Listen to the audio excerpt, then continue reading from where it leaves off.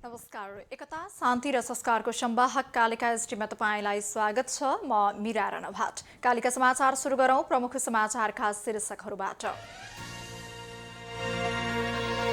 कालिका समाचारको साथमा steel FE 500 FE 500D Vijaya सिमेन्टको master builder OPC cement building your future. यसैले बारम्बार लाइफ बोय भाइरस फाइटर यसले भाइरससँग लड्छ र तपाईलाई सुरक्षा गर्छ। संसारकै नम्बर 1 सेलिङ जम्प प्रोटेक्सन सोप ब्रान्ड। नयाँ जमानाको ग्लो एन्ड लभली।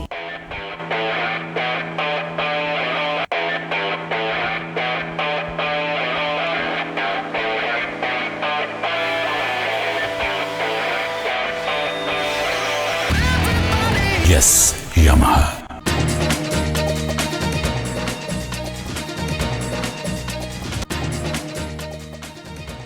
निर्वाचन आयोग र राजनैतिक दलहरूबीच स्थानीय तह निर्वाचन तयारीका सम्बन्धमा छलफल।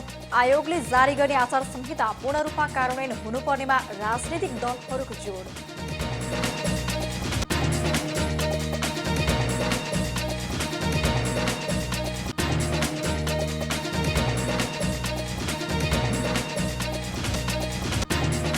एमसीसीको टेन्डरमा प्रतिस्पर्धा गर्न निर्माण व्यवसायीहरूलाई प्रधानमन्त्री देउवाको आग्रह। एमसीसी सैनिक राजनीतिक र प्रशासनिक सम्झौता नभई विकास साझेदारीको लागि भएको गृहमन्त्री बालकृष्ण खाँडको प्रश्नोक्ति।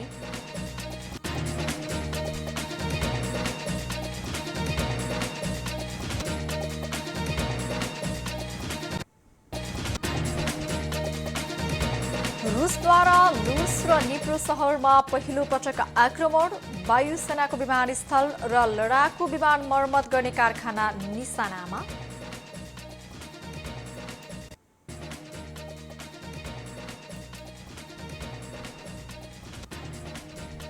र अभ्यास खेलका लागि श्रीलङ्कामा रहेको नेपाली राष्ट्रिय क्रिकेट टोली चौथो तथा अन्तिम खेलमा पराजित।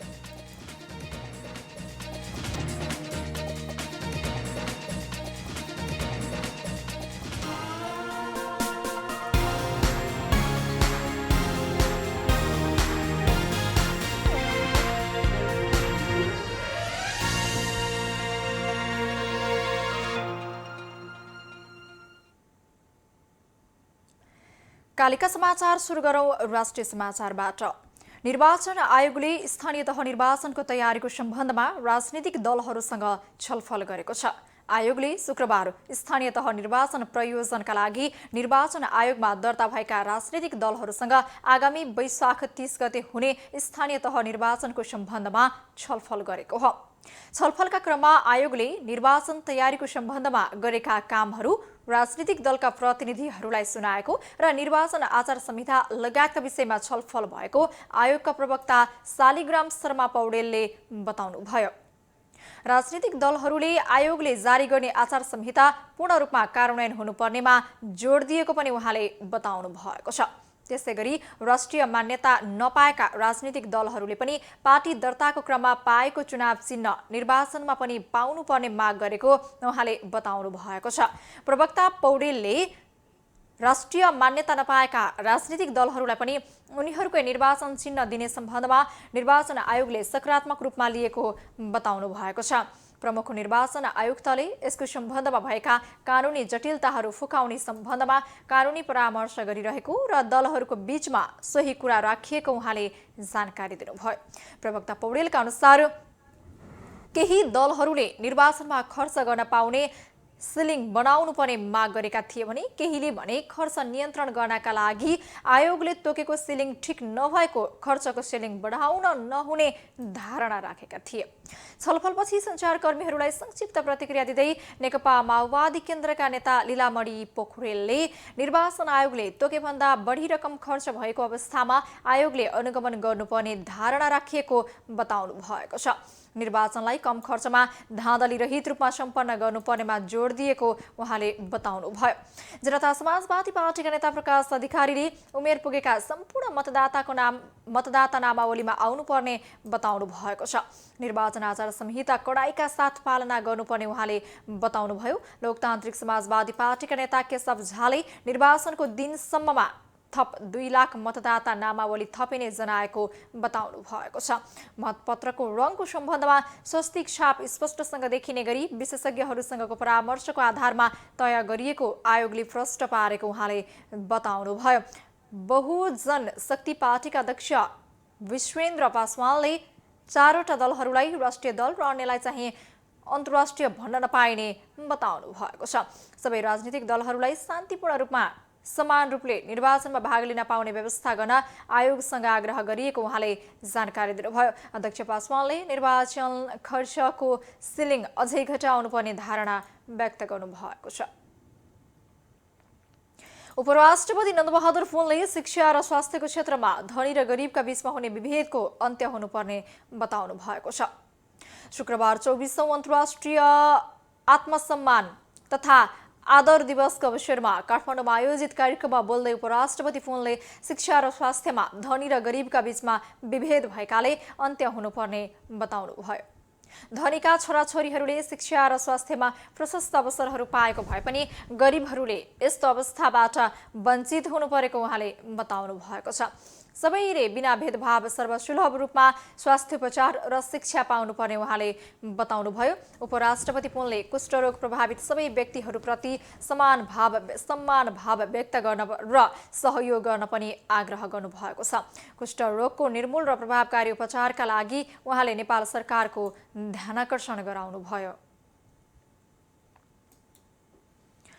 प्रधानमन्त्री शेरबहादुर देउवाले एमसीसीको टेन्डरमा प्रतिस्पर्धा गर्न निर्माण व्यवसायीहरूलाई आग्रह गर्नुभएको छ।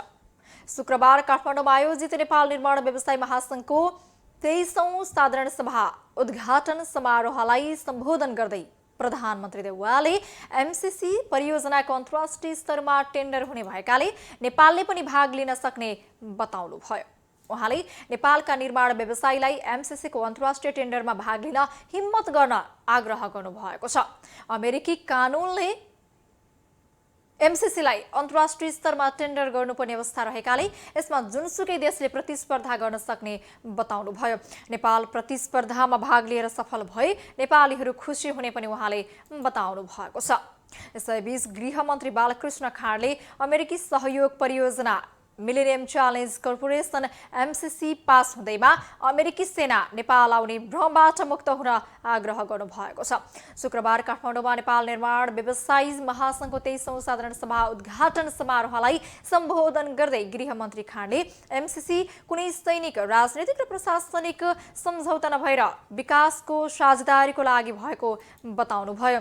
उहाँले एमसीसी प्रस्ताव संसदबाट पास हुँदैमा अमेरिकाबाट बिजुलीको तारमा सेना नआउने बताउनुभयो। गृहमन्त्री खाँडले बिजुलीको तारमा सेना नभएर बिजुली नै आउने टिप्पणी गर्नुभएको छ। एमसीसी प्रस्तावको विषयमा आर्थिक जगतले सकारात्मक रूपमा लिनु राम्रो भएको पनि उल्लेख गर्नुभयो। यस्तै शहरी विकास मन्त्री रामकुमारी झाँक्रीले विकास निर्माणको काममा ढिलासुस्ती हुनुमा सरकारी संयन्त्रको पनि कमजोरी रहेको बताउनु भएको छ। मन्त्री झाँक्रीले विकास निर्माणको काम समयमा सम्पन्न हुन नसक्नु र गुणस्तरीय काम हुन नसक्नुमा सरकारी संयन्त्रको पनि कमजोरी रहेको बताउनु भएको हो। विकास निर्माणको काम समयमै सम्पन्न गर्नका लागि योजना छनौट, स्रोतको सुनिश्चितता तथा निर्माण व्यवसायको प्रभावकारिता र जवाफदेहिता अनिवार्य शर्त भएको उहाँले बताउनु भएको छ। पूर्व प्रधानमन्त्री एवं नेकपा एमालेका अध्यक्ष केपी शर्मा ओलीले सर्वोच्च अदालतमा अपत्यारिलो ढंगबाट गोरु ब्याएको टिप्पणी गर्नुभएको छ। शुक्रबार पोखरामा आयोजित प्रेस चौतारी नेपालको 9औं महाधिवेशनलाई सम्बोधन गर्दै अध्यक्ष ओलीले यस्तो बताउनु भएको हो। उहाँले सर्वोच्च अदालतमा अहिले गोरु ब्याएको मात्रै नभई 5वटा गठबन्धन रूपी बाछा पाएको बताउनु भयो। अध्यक्ष ओलीले अहिले संविधान, जनादेशको माहौल र जनतामा रहेको सार्वभौम सत्ताको मजाक उडिरहेको पनि बताउनु भयो। अध्यक्ष ओलीले अहिले नेपालका राजनीतिक शक्तिहरू दुई धारमा बाँडिएको बताउनु भयो। उहाँले राजनीतिक शक्तिहरू एउटा लोकतन्त्रको पक्षमा र अर्को जाली झेली षड्यन्त्रमा लागि परेको बताउनु भयो। अध्यक्ष ओलीले देशको अर्थतन्त्र ध्वस्त भइरहेको पनि बताउनु भएको छ। उहाँले अहिले भइरहेका जाल झेललाई आगामी निर्वाचनबाट ध्वस्त बनाइने पनि दावी गर्नुभयो। अध्यक्ष ओलीले तत्कालीन नेपाल कम्युनिस्ट पार्टी नेकपा भएका बेला जङ्गे बनेका पुष्पकमल दाहाल प्रचण्ड र माधव कुमार नेपाल अहिले बुङ्गे भएको टिप्पणी गर्नुभयो। उहाँले सरकार ढाले भन्नेहरू अहिले ढोका बाहिर कसैले प्रसाद दिन्छन् कि भनेर बसिरहेको पनि बताउनुभयो। नयाँ नेतृत्व चयनका लागि प्रेस चौतारी नेपालको नवौं राष्ट्रिय महाधिवेशन शुक्रबारदेखि पोखरामा सुरु भएको छ। राप्रपा नेपालका अध्यक्ष एवं पूर्व उपप्रधानमन्त्री कमल थापाले देशलाई सङ्कटबाट मुक्त गर्न ताजा जनादेशको विकल्प नरहेको दावी गर्नुभएको छ। शुक्रबार काठमाडौँमा आयोजित एक कार्यक्रममा बोल्दै अध्यक्ष थापाले देशलाई सङ्कटबाट मुक्त गर्न ताजा जनादेशको विकल्प नरहेको दावी गर्नुभएको हो। उहाँले देशमा भ्रष्टाचार अत्यन्त विकराल अवस्थामा पुगेको बताउनुभयो। उहाँले भ्रष्टाचार नियन्त्रण गर्ने संस्थाहरू राजनैतिक दलहरूको दबाव र प्रभावमा परेर निष्प्रभावी बनेको आरोप समेत लगाउनुभयो। उहाँले नेपालको राष्ट्रिय राजनीति सङ्कटको चक्रव्यूहमा फँसेको बताउँदै सरकार प्रभावहीन बनेको बताउनु भएको छ। अध्यक्ष थापाले आगामी स्थानीय तहको निर्वाचनमा राप्रपा नेपाल सहभागी बन्ने र राप्रपा नेपालको प्राथमिकता स्थानीय निर्वाचन नभई संसदीय निर्वाचन भएको बताउनु भएको छ। उहाँले आगामी निर्वाचनबाट पार्टीलाई राष्ट्रिय पार्टी बनाउने पनि दावी गर्नुभयो। शुक्रबार नेपालमा कोरोना संक्रमणका कारण एकजनाको ज्यान गएको छ। बुधबार र बिहीबार कोरोनाबाट मृत्यु हुनेको संख्या शून्यमा झरेकोमा शुक्रबार एकजनाको ज्यान गएको हो। यससहित नेपालमा संक्रमणका कारण ज्यान गुमाउनेको संख्या 11,950 जना पुगेको स्वास्थ्य तथा जनसङ्ख्या मन्त्रालयले जनाएको छ। यस्तै शुक्रबार नै 77 जनामा कोरोना संक्रमण पुष्टि भएको छ। PCR र एन्टिजेन विधिबाट गरी 7,981 जनाको नमुना परीक्षण गर्दा 77 जनामा संक्रमण पुष्टि भएको स्वास्थ्य मन्त्रालयले जनाएको छ। यही अवधिमा 189 जना कोरोना संक्रमणबाट मुक्त भएका छन्। अब नेपालमा 5,212 जना कोरोनाका सक्रिय संक्रमित रहेका छन्। यस्तै पछिल्लो 24 घण्टाका अवधिमा 1,26,196 जनाले कोरोना विरुद्धको खोप लगाएको पनि मन्त्रालयले जनाएको छ। एकता, शान्ति र संस्कारको संवाहक कालिका एसडीमा प्रसारित कालिका समाचारमा पालो भएको छ विज्ञापनको। तर त्यसभन्दा अगाडि प्रमुख समाचारका शीर्षकहरू। कालिका समाचारको साथमा स्टील FE500 FE500D विजया सिमेन्टको master builder OPC cement building your future. यसैले बारम्बार लाइफ बोय भाइरस फाइटर, यसले भाइरससँग लड्छ र तपाईलाई सुरक्षा गर्छ। संसारकै number 1 selling germ protection soap brand. नयाँ जमानाको ग्लो एन्ड लभली।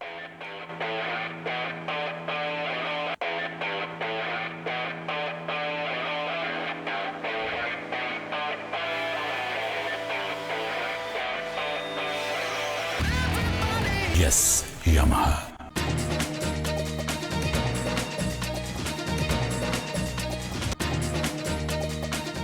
निर्वाचन आयोग र राजनीतिक दलहरूबीच स्थानीय तह निर्वाचन तयारीका सम्बन्धमा छलफल। आयोगले जारी गर्ने आचार संहिता पूर्ण रूपमा कार्यान्वयन हुनुपर्नेमा राजनीतिक दलहरूको जोड।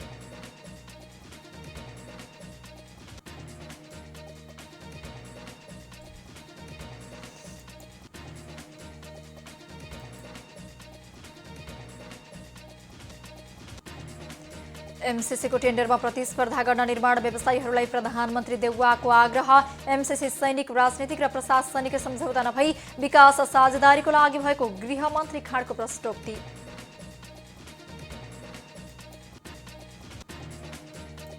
रुसद्वारा लुड्स र निप्रो शहरमा पहिलो पटक आक्रमण। वायुसेनाको विमानस्थल र लडाकु विमान मर्मत गर्ने कारखाना निशानामा।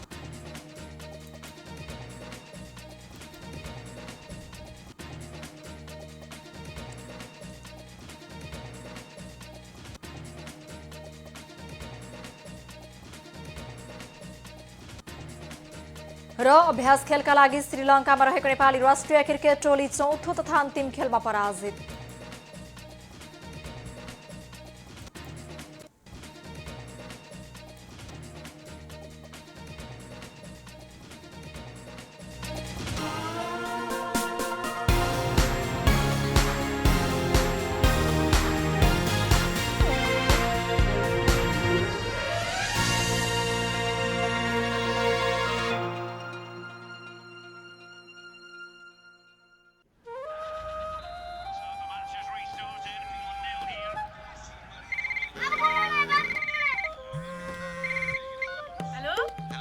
आरामै हुनुहुन्छ? आरामै छु। सुन न, शुक्रबार बेलुका म घर आउँदैछु है। हजुर घर आउँदै हो? दादा आउँदा मेरो बुक लिएर आइदिनु है। भाइ मलाई इयरफोन। छोरा मेरो चस्मा पनि ल। अब तिमी राम्रोसँग आऊ है। हस् बाबु हस्। हेलो हेलो हेलो अझै कुरा गर्न मन छ तर पर्याप्त ब्यालेन्स छैन? चिन्ता नगर्नुहोस्। आजै *111*8*4*4# डायल गरी या एन्सेल एप वा वेबसाइटमा गई एकदमै सुलभ मूल्य मात्र रु 5 मै 5 मिनेटको भोइस प्याकले एन्सेल नेटवर्क भित्र ढुक्कले कुरा गर्नुहोस्। तपाईको कपालमा कसको हुकुम चल्छ? स्प्लिट एन्ड्सको जेट या हेयर फलको फैसला? कपालको समस्याहरूले तपाईको हेयर स्टाइलको निर्णय नगरोस्। हेयर प्रब्लम्स मतलब हेयर ड्यामेज। डभको 1/4 मोइस्चराइजिङ मिल्क र केराटिन एक्टिभ्सले कपाललाई भित्रैदेखि रिपेयर गर्छ। अब सुन्दर लहलहाउँदो कपाल जसमा चल्छ केवल तपाईको मर्जी। डभ।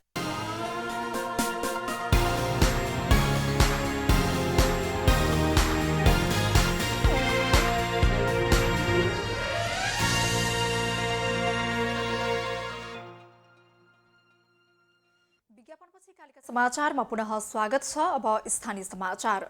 लगातार दोस्रो पटक स्थानीय तह संस्थागत क्षमता सो मूल्याङ्कनमा खैरहनी नगरपालिका पहिलो हुँदा माडी नगरपालिका पुच्छारमा परेको छ।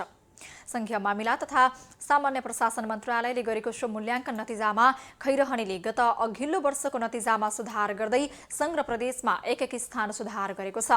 बागमती प्रदेशमा 1 स्थान सुधार गर्दै तेस्रो हुँदा संघमा 6औं स्थानमा उक्लिएको छ। खैरहनीले 100.25% अङ्क प्राप्त गरेको छ।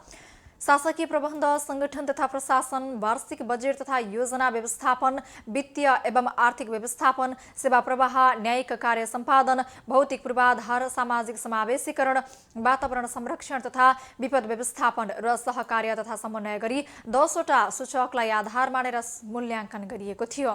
मन्त्रालयको सो मूल्याङ्कनमा जिल्लामा दोस्रो तथा देशभर 27औं स्थानमा रहेको रत्नगर नगरपालिकाले 83 अङ्क, जिल्लामा तेस्रो तथा देशभर 57औं स्थानमा परेको भरतपुर महानगरपालिकाले 78 अङ्क प्राप्त गरेको छ। जिल्लामा चौथो तथा देशभर 63औं स्थानमा परेको इच्छाकामना गाउँपालिकाले 77 अङ्क, जिल्लामा 5औं तथा देशैभर 65औं स्थानमा परेको कालिका नगरपालिकाले 76.75 अङ्क पाएको छ। त्यस्तै जिल्लामा 6औं तथा देशभर 68औं स्थानमा रहेको राप्ती नगरपालिकाले 76.25 अङ्क प्राप्त गरेको छ। मूल्याङ्कनमा खैरहनी नगरपालिका दोस्रो पटक प्रथम भएपछि प्रतिक्रिया दिँदै नगर प्रमुख लालमणि चौधरीले कर्मचारी, जनप्रतिनिधि, नगरवासीको संयुक्त प्रयासले उत्कृष्ट नगरपालिका बनेको बताउनुभयो। कालिका समाचारमा अब अर्थ समाचार। भिसा नेटवर्कमा जोडिएका पर्यटकले अब नेपाल आउँदा QR कोडबाट वित्तीय कारोबार गर्न पाउने भएका छन्। बिहिबार काठमाडौँमा एक कार्यक्रम गरी फोन पेले नयाँ QR स्ट्यान्ड सेवा घोषणा गरेको हो। फोन पे र भिसाको कारोबारलाई सहज बनाउनका लागि नबिल बैंकले सहकार्य गरेको छ। फोन पेले भिसासँग सहकार्यमा भिसा नेटवर्कका पर्यटकले पनि नेपालमा QR बाट भुक्तानी गर्न सक्ने गरी QR भुक्तानीलाई विदेशी पर्यटकको पहुँचमा पुर्याएको छ। फोन पेका सहायक प्रमुख कार्यकारी अधिकृत दिवस सापकोटाले भिसासँगको सहकार्यसँगै मोबाइल बैंकिङमा भिसा नेटवर्क इनेबल भएका विदेशी पर्यटकहरूले फोन पेको QR कोड मार्फत भुक्तानी सजिलै गर्न सक्ने बताउनुभयो। उहाँले विदेशीबाट नेपालमा घुम्नको लागि आउने भिसा कार्ड होल्डर पर्यटकहरूले अब फोन पेले बनाएको QR बाटै भुक्तानी गर्न सक्ने भएको बताउनु भएको छ। सापकोटाले भिसा डिजिटल मार्केटमा ख्यातिप्राप्त सुरक्षित ब्रान्ड भएकाले सहकार्य गर्न पाउँदा खुसी लागेको पनि बताउनुभयो। कालिका समाचारमा अब अन्तर्राष्ट्रिय समाचार। रुसी सेनाले युक्रेनको 2 फरक दिशामा रहेका सहरमा आक्रमण गरेको छ। युक्रेनी टिभी र सञ्चार माध्यमहरूले उत्तर पश्चिममा रहेको लुट्स र मध्यपूर्वमा रहेको निप्र सहरमा विस्फोटकहरू भएको बताएका छन्। यी दुवै सहरमा यसअघि आक्रमण भएको थिएन। लुट्समा गरिएको आक्रमणमा वायुसेनाको विमानस्थल र लडाकु विमान मर्मत गर्ने कारखानालाई निशाना बनाएको बताइएको छ। लुट्सका नगर प्रमुखले विस्फोटक भएको पुष्टि गर्दै सबैलाई सुरक्षित स्थानमा बस्न सामाजिक सञ्जाल मार्फत आग्रह गर्नुभएको थियो। उहाँले नागरिकलाई आफ्नो तस्बिर तस्बिर ठेगाना र अन्य विवरण प्रकाशन नगर्न अनुरोध समेत गर्नुभएको छ। निप्रोमा 3 स्थानमा विस्फोट भएको बताइएको छ। निप्रोमा विस्फोटका तस्बिरहरू युक्रेनले सार्वजनिक गरेको छ। यसैबीच रुसी रक्षा मन्त्रालयले लुड्स र अर्को पश्चिमी सहर इभानो फ्रान्कभिस्कमाथि आक्रमण गरेको पुष्टि गरेको छ। इभानो फ्रान्सकी भिस्का नगर प्रमुखले पनि सामाजिक सञ्जाल मार्फत आक्रमणको पुष्टि गर्नुभएको छ। उहाँले शत्रुले हमला गरेको फेसबुकमा लेख्नु भएको छ। कालिका समाचारमा अब खेल समाचार। अभ्यास खेलका लागि श्रीलङ्कामा रहेको नेपाली राष्ट्रिय क्रिकेट टोली चौथो तथा अन्तिम खेलमा पराजित भएको छ। नेपाल श्रीलङ्का संयुक्त 11सँग 92 रनले पराजित भएको हो। श्रीलङ्का संयुक्त 11ले दिएको 233 रनको लक्ष्य पछ्याएको नेपाल 35 ओभर 2 बलमा 140 रनमा अल आउट भयो। नेपालका लागि ज्ञानेन्द्र मल्लले 46, कुशल भुर्तेलले 32, राहुल पौडेलले 21 रन बनाए। यस्तै आरिफ शेख 13, सोमपाल कामी 8, आसिफ शेख 5, दिपेन्द्र सिंह ऐरी 2 रनमा आउट भई। विनोद भण्डारी र सागर ढकाल 1-1 रन बनाएर आउट भए। विक्रम सोब शून्यमै आउट हुँदा कप्तान सन्दीप लामिछाने शून्यमै नट आउट रहे। बलिङतर्फ श्रीलङ्का संयुक्त 11का यस दक्षिणाले 3 र दिनसन मुनविराले 2 विकेट लिए। यसअघि टस जितेर पहिले ब्याटिङ गरेको श्रीलङ्का संयुक्त 11 48 ओभर 2 बलमा अल आउट हुँदै 232 रनको योगफल बनायो। उसका लागि अनुक फर्नान्डोले 56, सदुई बिरा कोदीले 49, कुमार स्वामीले 30, दिलसन मुनाविराले 14, दिल रुबान परेराले 14 र सुकुगे प्रसन्नाले 12 रन बनाए। नेपालले पहिलो अभ्यास खेलमा श्रीलङ्का नेभी स्पोर्ट्स क्लबलाई 111 रनले हराउँदा दोस्रो खेलमा उसलाई नै 82 रनले हराएको थियो। यस्तै तेस्रो अभ्यास खेलमा श्रीलङ्का पुलिसलाई 144 रनले हराएको थियो। विश्व क्रिकेट लिग डिभिजन 2 अन्तर्गत युएईमा हुने एकदिवसीय श्रृङ्खला तयारीका लागि नेपाली टोलीले श्रीलङ्कामा अभ्यास खेल खेलेको हो। नेपाल, पपुवा न्युगिनी र युएई बीच हुने श्रृङ्खला आउँदो चैत 1 गतेदेखि सुरु हुनेछ। एकता, शान्ति र संस्कारको संवाहक कालिका एसटीमा प्रसारित कालिका समाचारमा समाचारको अन्त्यमा प्रमुख समाचारका शीर्षकहरू पुनः एकपटक। कालिका समाचारको साथमा Jai steel FE 500, FE 500D, Vijaya सिमेन्टको master builder OPC cement, building your future. यसैले बारम्बार लाइफ बोय भाइरस फाइटर, यसले भाइरससँग लड्छ र तपाईलाई सुरक्षा गर्छ। संसारकै नम्बर 1 सेलिङ जम्प प्रोटेक्सन सोप ब्रान्ड। नयाँ जमानाको ग्लो एन्ड लभली।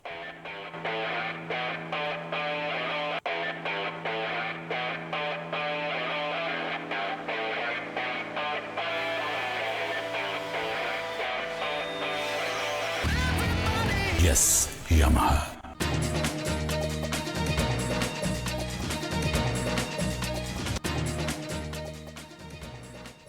निर्वाचन आयोग र राजनीतिक दलहरूबीच स्थानीय तह निर्वाचन तयारीका सम्बन्धमा छलफल। आयोगले जारी गर्ने आचार संहिता पूर्ण रूपमा कार्यान्वयन हुनुपर्नेमा राजनीतिक दलहरूको जोड।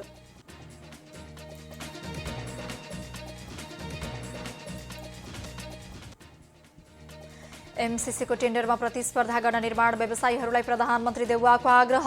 एमसीसी सैनिक, राजनीतिक र प्रशासनिक सम्झौता नभई विकास साझेदारीको लागि भएको गृहमन्त्री खाँडको प्रश्नोक्ति। रुसद्वारा लुड्स र निप्रो सहरमा पहिलो पटक आक्रमण। वायुसेनाको विमानस्थल र लडाकु विमान मर्मत गरी कारखाना निशानामा। र अभ्यास खेलका लागि श्रीलङ्कामा रहेको नेपाली राष्ट्रिय क्रिकेट टोली चौथो तथा अन्तिम खेलमा पराजित।